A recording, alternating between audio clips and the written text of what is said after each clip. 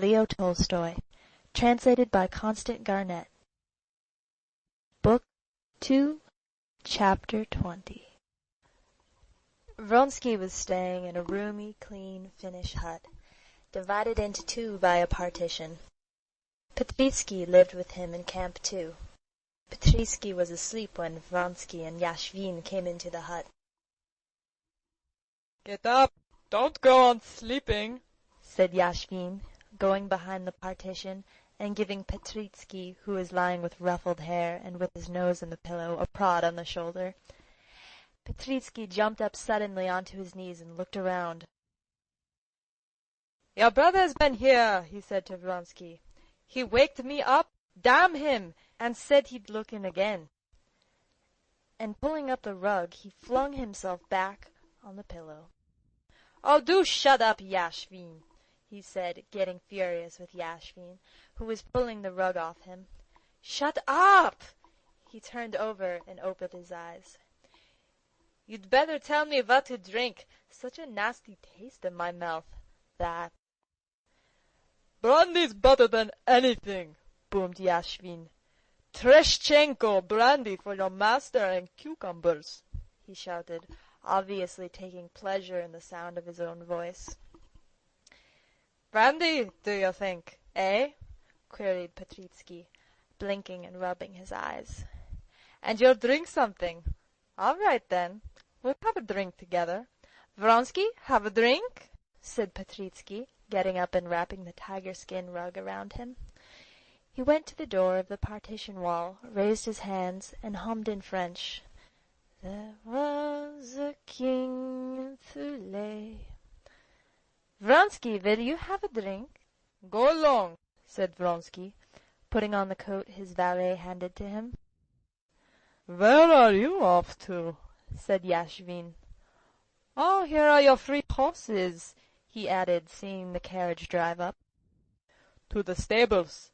And I've got to see Bryansky, too, about the horses," said Vronsky. Vronsky had, as a fact, promised to call at Bryansky's, some 8 miles from Peterhof, and to bring him some money owing for some horses, and he hoped to have time to get that in too. Comrades were at once aware that he was not only going there. Petritsky, still humming, winked and made a pout with his lips, as though he would say, "Oh yes, we know you, Bryansky." "Mind you're not late," was Yashvin's only comment, and to change the conversation, "How's my Rom? Is he doing all right?" he inquired, looking out of the window at the middle one of the 3 horses, which he had sold Vronsky. "Stop!" cried Petritsky to Vronsky, as he was just going out. "Your brother left a letter and a note for you. Wait a bit." Where are they?" Vronsky stopped. "Well, where are they?" "Where are they? That's just the question," said Petritsky solemnly, moving his forefinger upward from his nose. "Come, tell me, this is silly," said Vronsky, smiling. "I have not lighted the fire. Here somewhere about." "Come, enough fooling. Where is the letter?" "No, I've forgotten really. Or was it a dream?" Wait a bit. But what's the use of getting in a rage? If you drank 4 bottles yesterday, as I did, you'd forget where you were lying. Wait a bit, I'll remember." Petritsky went behind the partition and lay down on his bed. "Wait a bit, this was just how I was lying, and this was how he was standing. Yes, here it is." And Petritsky pulled a letter out from under the mattress, where he had hidden it. Vronsky took the letter and his brother's note. It was the letter he was expecting, from his mother, reproaching him for not having been to see her, and the note was from his brother to say that he must have a little talk with him. Vronsky knew that it was all about the same thing. "What business is it of theirs?" thought Vronsky, and crumpling up the letters he thrust them between the buttons of his coat so as to read them carefully on the road. In the porch of the hut he was met by 2 officers, one of his regiment and one of another. Vronsky's quarters were always a meeting place for all the officers. "Where are you off to?" "I must go to Peterhof." "Has the mayor come from Tversko?" "Yes, but I have not seen her yet." "They say Mahotin's gladiators lame." "Nonsense! But, however, are you going to race in this mud?" said the other. "Here are my saviors!" cried Petritsky, seeing them come in. Before him stood the orderly with a tray of brandy and salted cucumbers. "Here's Yashvin ordering me to drink a pick-me-up."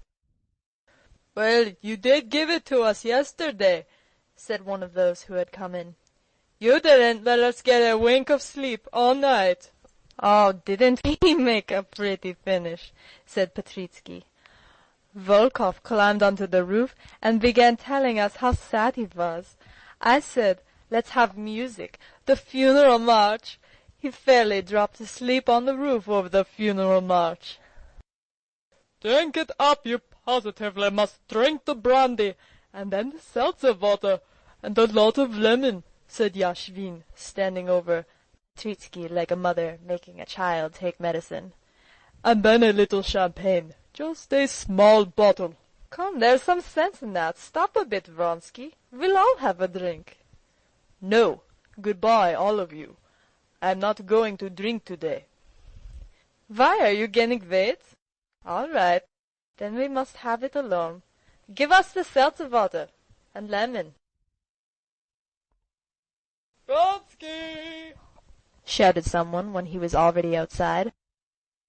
"Well?" "You'd better get your hair cut. It will weigh you down, especially at the top." Vronsky was, in fact, beginning prematurely to get a little bald. He laughed gaily, showing his even teeth and pulling his cap over the thin place, went out and got into his carriage. "To the stables," he said, and was just pulling out the letters to read them through. But he thought better of it, and put off reading them so as not to distract his attention before looking at the mare. Later. End of chapter 20.